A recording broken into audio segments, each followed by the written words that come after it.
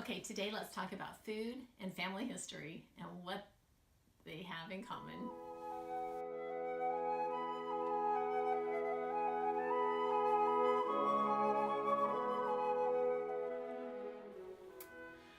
Your family might roll their eyes when you talk about family history, but they are not going to roll their eyes when you're talking about food. We all love food. Now, we used to watch a silly Don Knotts movie where he said something like, "My mother always said good food is better than bad food." Well, good food is good, but sometimes when it comes to family history, bad food might be even better. We all have stories of when a dinner was ruined, or some sort of food made us sick, or it was just a complete flop, or whatever. Those make great stories. And again, it's a chance to tell them to your kids. And if you've listened to the storytelling video, you know how important that is. Now, I have just a few other ideas for telling stories about food and family history. This is just made up, but let's say that while you and your husband were dating, you usually went out for frozen yogurt afterward. That was kind of a big thing, in the 80s when we were dating. And so maybe what you could do is surprise your kids and take them out for frozen yogurt.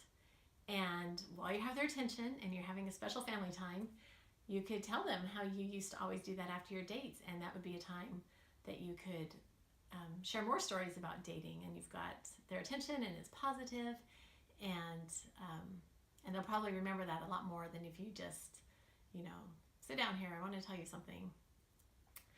About a year ago, it was January, and I don't remember the date, but I noticed that it was going to be my grandmother's 110th birthday. She was born in 1907, so last year she would have been 110 years old.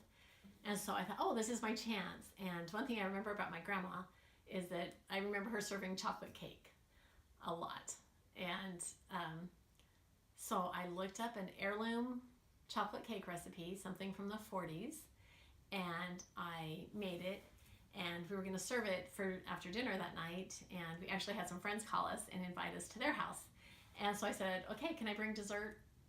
And so I took the cake, and then I had to explain, now you have to sit and listen to me tell stories about Grandma Lucy, because this is why we made the cake. And it's funny now, whenever we've eaten with these friends, the husband's always like, okay, whose birthday is it today? Why are we having peach pie or whatever? So it helps me remember that that's something I should be doing, is making desserts to focus on a relative or do something. Another thing you could do is look into your family heritage. Like, are you from Italy or Mexico or Germany? And even if it's not a food that you ate regularly, why not look up some German recipes, whip up some schnitzel or apple strudel, and serve that to your family. And while they're eating and warm and happy and having this great experience, break open an atlas or turn on the computer and learn, even if you don't have stories about your German ancestors, learn something about Germany. Go to Google Earth and look at the town that they came from, or just the history. How much more responsive will they be while they're eating apple strudel and learning about their ancestors' home in Germany than if you just sat them on the couch and said, listen while I tell you, about this town in Germany. So food has a way of softening the story, maybe. I had one other thing. Oh, I was thinking about my ancestors settled in Massachusetts, there on the coast in the 1600s, both families in different locations, and lived there for a long time. Like, my grandpa is the one that left Marblehead, Massachusetts, so in the 1900s, so 600 or 300 years of living in this county. So they ate, Boston baked beans and brown bread and apple pie on Saturday nights growing up. My mom ate that in California growing up because that was the Massachusetts tradition. And I didn't know that, but when I was telling her, she's like, oh yeah, we used to do that. So one thing I keep meaning to do and just haven't done yet is learn how to make Boston baked beans and brown bread, which I've had with the Massachusetts family when I was a girl and didn't really like. Maybe that's why I'm not so excited. But I thought, well, that would be fun. We need to do that with apple pie and serve it and tell that little bit about our heritage. So a lot of things you can do with food. It's positive for everybody. If you're having trouble thinking of what foods tell stories, here's a few ideas. Think about food that you grew up having on special occasions or holidays.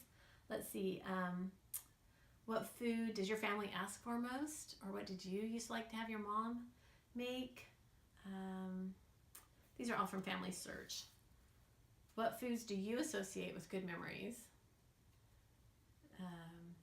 Is there something that you make that was taught to you by your grandparent?